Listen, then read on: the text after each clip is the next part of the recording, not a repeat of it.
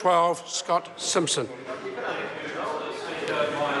To the Minister of Local Government and asks, what is the government doing to ensure councils are best placed to support regional economic development?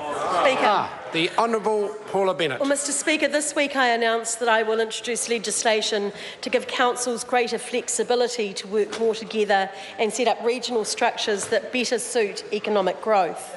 Councils manage close to $100 billion of fixed assets and over the next decade plan to spend another $41 billion in capital expenditure.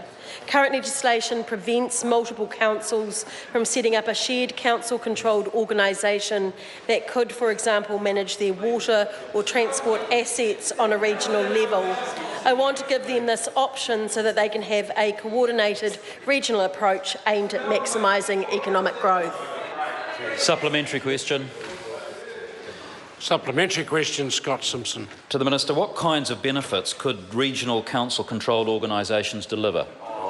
Mr Speaker. The Honourable Paula Bennett. Mr Speaker, regional CCOs have the potential to achieve significant efficiencies through bulk purchasing and shared expertise, something many councils can simply not achieve on their own. Assets will still be owned by ratepayers through the controlling councils, but the assets themselves can be managed regionally. This is vital to ensure there is a strategic regional approach to make sure infrastructure supports economic development. Communities have made it clear that they don't think mass amalgamation is the best option. What we want to do is give them other tools where they can manage their assets. Supplementary question, Scott Simpson.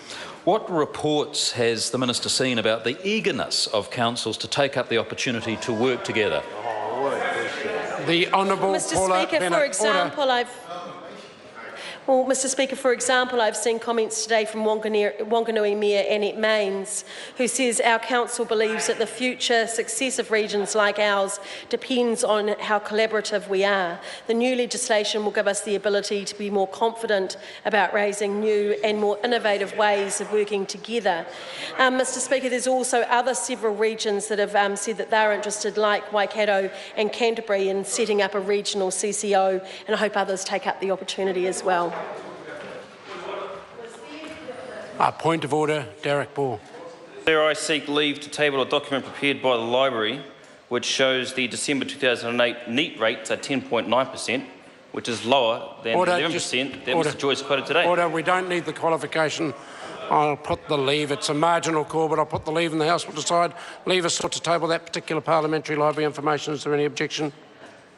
There is none. It can be tabled. So, order. Supplementary question, Ron Mark. Thank you, Mr Speaker. To the Minister, would the Minister be prepared to speak to the Minister of Transport about the adverse effect on economic development within territorial authorities' regions because of the reduction in funding assistance for rural roads, which sees Masterton, Carterton and South Wairarapa being reduced 1% per annum for the next 4 years, and the reduction of funding through the one... Quite long enough. Honourable Paula Bennett. Mr Speaker, what I will, and I'm always happy to talk to my colleague about transport issues, and particularly in the regions. What I will say is that Wellington have recently made it very clear that they're not interested in amalgamation. However, they have been talking about some form of transport CCO or something else that actually looks at the region as a whole, public transport as well as our roads, and how that could work better from a regional perspective. And I certainly welcome that, and I hope that those mayors and the leaders of this region continue to show their sort of commitment to that process. Point of order. Dr David. I seek leave to table a document that shows that every area the government has had a regional growth program has lost jobs in the last quarter. Source of the document. It's from the government's statistics, from MB. No, statistics are easily available for members to get for themselves. That concludes questions for oral answer. Order.